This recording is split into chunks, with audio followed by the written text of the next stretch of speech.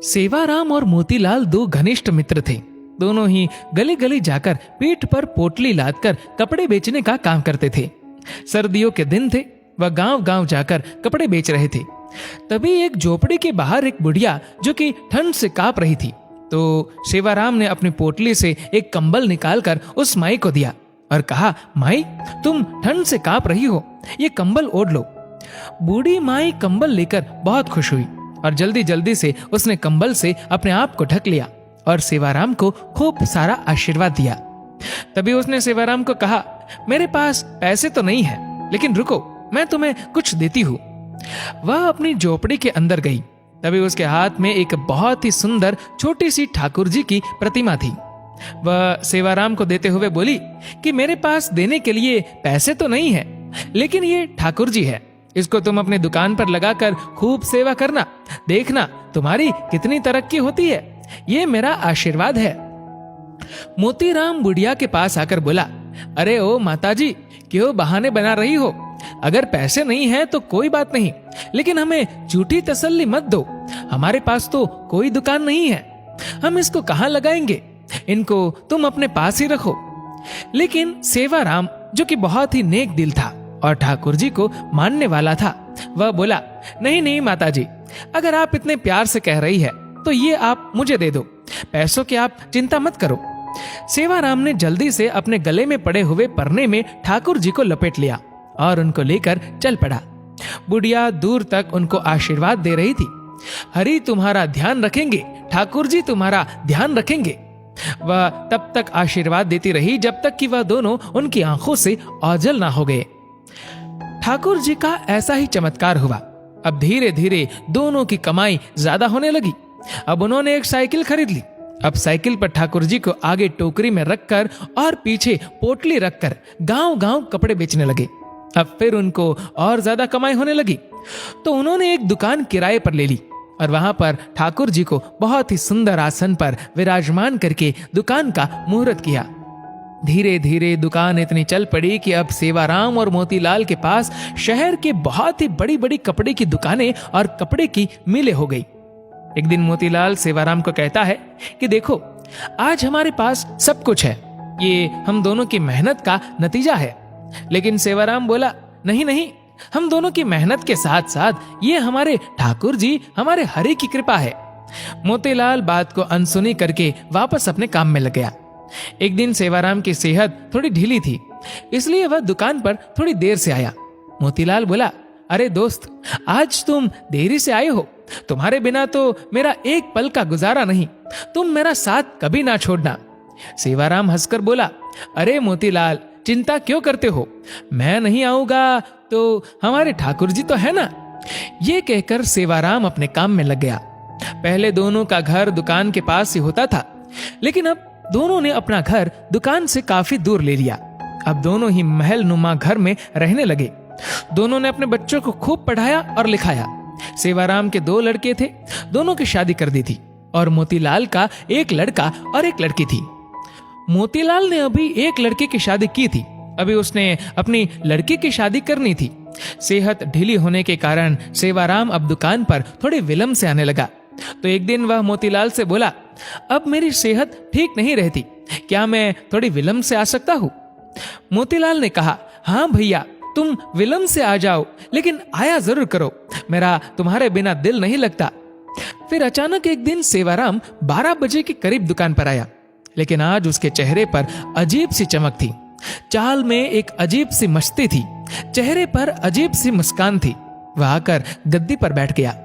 मोतीलाल ने कहा, भैया, आज तो तुम्हारी सेहत ठीक लग रही है। सेवाराम ने कहा, भैया, ठीक तो नहीं हूं, लेकिन आज से मैं बस केवल 12 बजे आया करूंगा और 5 बजे चला जाया करूंगा। मैं तो केवल इतना ही दुकान पर बैठ सकता हूं। मोतीलाल ने कहा, कोई बात नहीं, जैसी तुम्हारी इच्छा। अब तो सेवाराम रोज 12 बजे आता और 5 बजे चला जाता, लेकिन उसकी शक्ल देखकर ऐसा नहीं लगता था कि वह कभी बीमार भी था।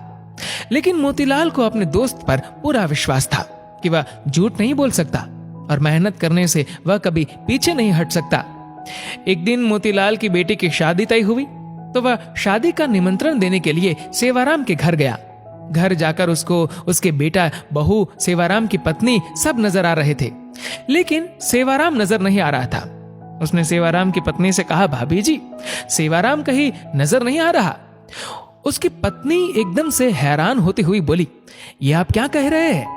तभी वहां उसके बेटे भी आ गए और कहने लगे, काका जी, आप कैसी बातें कर रहे हो? हमारे साथ कैसा मजाक कर रहे हो? मोतीलाल बोला कि मैंने ऐसा क्या पूछ लिया? मैं तो अपने प्रिय दोस्त के बारे में पूछ रहा हूं। क्या उसकी तबीयत आज भी ठीक नहीं है? क्या वह अंदर आराम कर रहा है?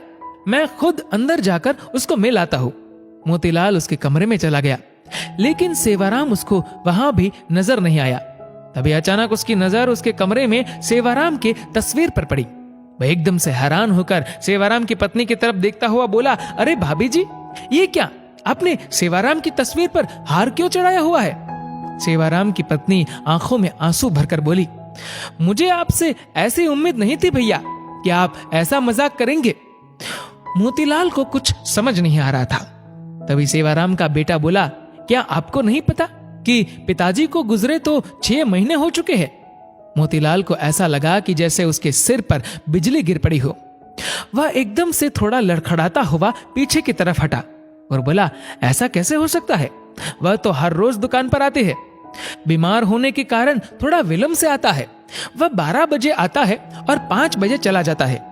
उसकी पत्नी बोली, ऐसा कैसे हो सकता है कि आपको पता ना हो? आप ही तो हर महीने उनके हिस्से का मुनाफे के पैसे हमारे घर देने आते हो। 6 महीने से तो आप हमें दुगना मुनाफा देकर जा रहे हो। मोतीलाल का तो अब सर चकरा गया। उसने कहा, मैं तो कभी आया ही नहीं। 6 महीने हो गए, ये क्या मामला है? तभी उसको सेवाराम की कही बात याद आई। मैं नहीं रहूंगा तो मेरे हरि है ना, मेरे ठाकुर जी है ना, वह आएंगे। मोतीलाल को जब ये बातें याद आई तो वह जोर जोर से रोने लगा और कहने लगा, हे ठाकुर जी, हे हरि, आप अपने भक्तों के शब्दों का कितना मान रखते हो, जो कि अपने विश्राम के समय मंदिर के पट 12 बजे बंद होते हैं और 5 बजे खुलते हैं। और आप अपने भक्तों के शब्दों का मान रखने के लिए कि मेरे हरि आएंगे, मेरे ठाकुर जी आएंगे, तो आप अपने आराम के समय मेरी दुकान पर आकर अपने भक्तों का काम करते थे। इतना कहकर वह फूट फूट कर रोने लगा और कहने लगा, ठाकुर जी, आपकी लीला अपरंपार है। मैं ही सारी जिंदगी नोट गिनने में लगा रहा। असली भक्त तो सेवाराम था, जो आपका प्रिय था। आपने उसको अपने पास बुला लिया और उसके शब्दों का मान रखने के लिए आप उसका काम खुद स्वयं कर रहे थे और उसके हिस्से का मुनाफा भी उसके घर मेरे रूप में पहुंचा रहे थे। इतना कहकर वह भागा भागा दुकान की तरफ गया और वहां जाकर जहां पर ठाकुर जी जिस गद्दी पर आकर बैठते थे, जहां पर अपने चरण रखते थे, वहां पर जाकर गद्दी को अपने आंखों से मुंह से चूमता हुआ चरणों में लौटता हुआ जोर जोर से रोने लगा और ठाकुर जी की जय जयकार करने लगा। ठाकुर जी तो हमारे ऐसे है। सेवाराम को उन पर विश्वास था कि मैं ना रहूंगा तो मेरे ठाकुर जी मेरा सारा काम संभालेंगे। विश्वास से तो बेड़ा पार है, इसलिए हमें हर काम उस पर विश्वास रखकर अपनी डोरी उस पर छोड़ देनी चाहिए। जिनको उन पर पूर्ण विश्वास है, वह उनकी डोरी अपने हाथ से कभी नहीं छूटने देते। दोस्तों, इस वीडियो को लेकर आपकी क्या राय है, नीचे कमेंट करके जरूर बताएगा। और अगर आपको वीडियो अच्छा लगा हो तो इस वीडियो को लाइक करिएगा, शेयर करिएगा ज्यादा से ज्यादा लोगों तक, और ऐसे ही और भी इंस्पिरेशन